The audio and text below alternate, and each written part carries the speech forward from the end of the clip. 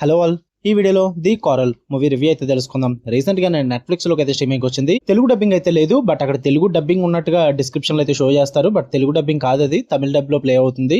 But Telugu sub titles అయితే ఉంటాయి, వాటితో చూడొచ్చు మీరు చూద్దాం అనుకుంటే కనుక. ఈసారి ఏదో నెట్ఫ్లిక్స్ లో ఏదైనా గ్లిచ్ ఏమైనా జరిగిందేమో, మరి తెలుగు డబ్బింగ్ ప్లేస్ లో తమిళ ప్లే అవుతుంది ఏమో భయ్యా. నేనైతే ఇంగ్లీష్ లాంగ్వేజ్ లో చూసా.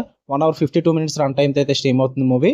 స్టోరీ ప్లాట్ విషయానికి వచ్చేస్తే, స్టోరీ అంతా 1916 లో స్టార్ట్ అవుతుంది. వరల్డ్ వార్ 1 పీక్ స్టేజ్ లో ఉన్న టైం.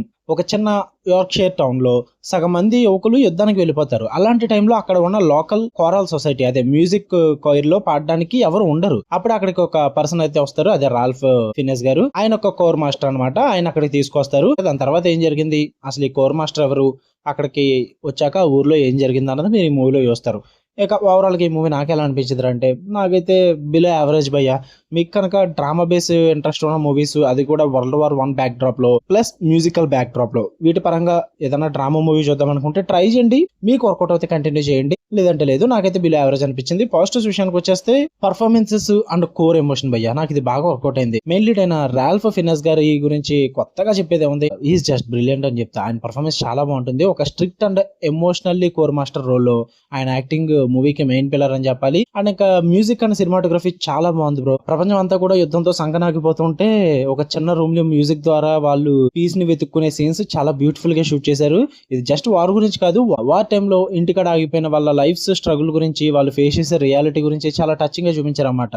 సో వీటి పరంగా బాగా వర్కౌట్ అవుతుంది. ఇక్కడ నెగిటివ్స్ విషయానికి వచ్చేస్తే, స్లో పేసింగ్ భయ్యా. మూవీ స్టార్టింగ్ నుండి చాలా స్లో బర్న్ లో అయితే ఉంటుంది.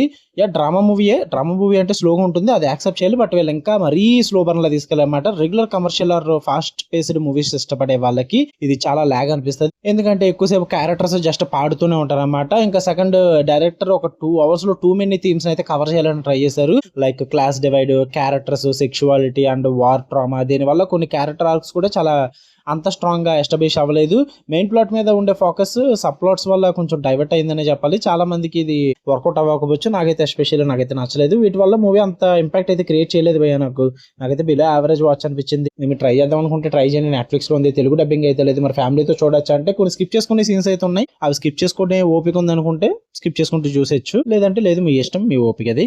ఓకే, మీరు కనుక మూవీ చూస్తుంటే మీకు ఎలా అనిపించిందో మీ ఒపీనియన్స్ కూడా కామెంట్ చేయండి. అనేక వీడియో నచ్చితే లైక్ చేయండి, మన ఛానల్ సబ్స్క్రైబ్ చేసుకోవడం మర్చిపోకండి. See you in the next video. Love you all, by.